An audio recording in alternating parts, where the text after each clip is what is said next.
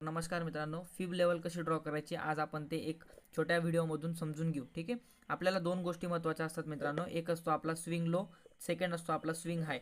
ठीक आहे. ह्या दोन गोष्टी जर तुम्हाला भेटल्या तर तुम्ही एक चांगल्या पद्धतीचं फिब लेवल ड्रॉ करू शकता. तुम्हाला मी दाखवतो फिब लेवल कशी ड्रॉ करतो. फिबोनाची टूल जर घेतलं तर आपल्याला रिसेंट स्विंग आणि रिसेंट हाय स्विंग, ठीक आहे, हे दोघे मार्क जर केले तर आपल्याला गोल्डन पॉकेट भेटतो, जो असतो आपला 0.5 ते 0.6ची लेवल तुम्हाला इकडे दिसत असेल.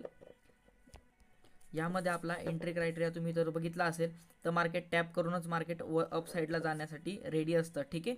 तुम्हाला मी एक्झाम्पल दाखवतो. एक्झाम्पलवर तुम्हाला काही गोष्टी क्लिअर होऊन जातील. एक्झाम्पलमध्ये मित्रांनो तुम्हाला स्विंग हाय आणि स्विंग लो बघायला मिळेल. हा तुमचा आहे स्विंग लो पासून तर स्विंग हाय पर्यंत जर आपण नेलं फिब तर तुम्हाला इथं तुम्हाला दिसेल एक गोल्डन पॉकेट 0.5 0.6ची लेवल ही तुम्हाला इथं लेवल दिसत असेल. ठीक आहे.